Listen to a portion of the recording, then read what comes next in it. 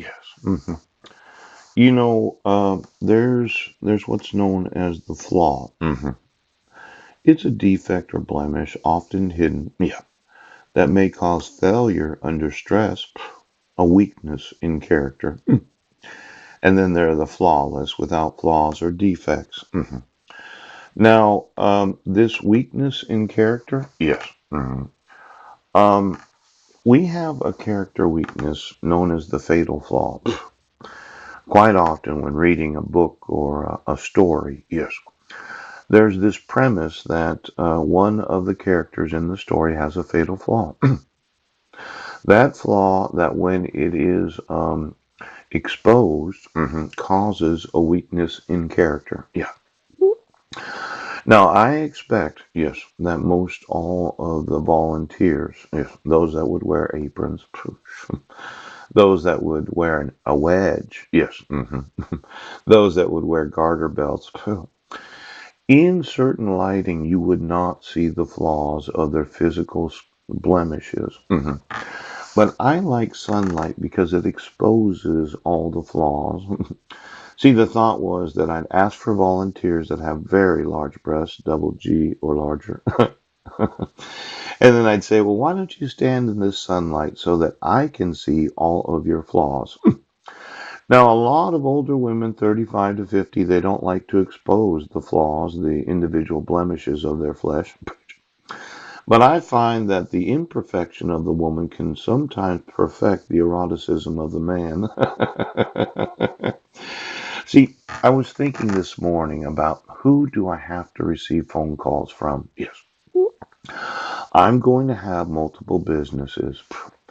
And in the morning, from 8 to about 11:30, I have two appointments that each last a half an hour. Yes.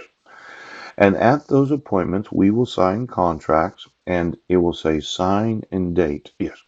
Because as a financial consultant, if you did not sign the application to open the brokerage account, yes, and date it, yes, it could not be opened. Oh, see, everything when being a financial consultant, a stockbroker, yes, commodity trading advisor, mortgage loan officer, involved what was known as the signature and the date.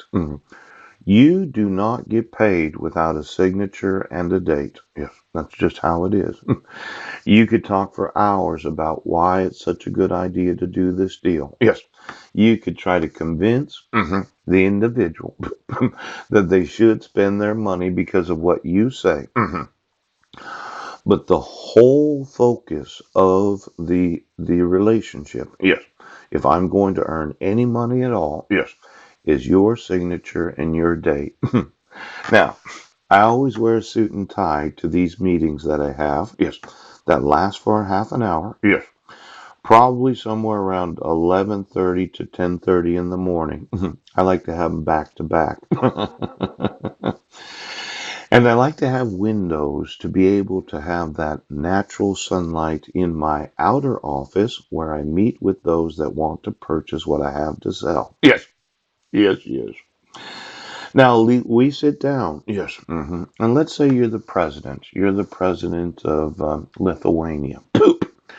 And you say, Paul, we really like these desalinators and some of the other technologies. In fact, we were looking at what you told the Queen yesterday, that top secret prevention of flooding. Yeah.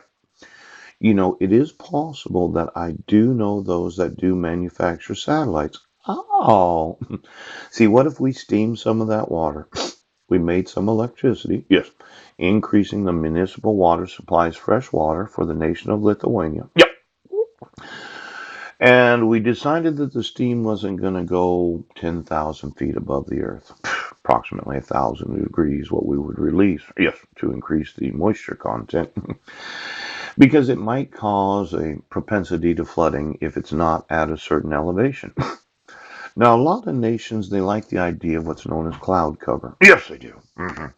They want the cloud cover and the moisture content without the flooding. Oh, I say, well, what I can do for you is I can sell you a little satellite. Yes. That could harvest the solar radiation of solar panels in northern Africa. Yes, it could. And what we'll do is we'll increase the moisture content above your nation, and then I'll dissipate the moisture content so that it causes an increase of snowing in the various mountains of Lithuania. Now, the president of Lithuania is sitting there talking to me about buying this motherfucker.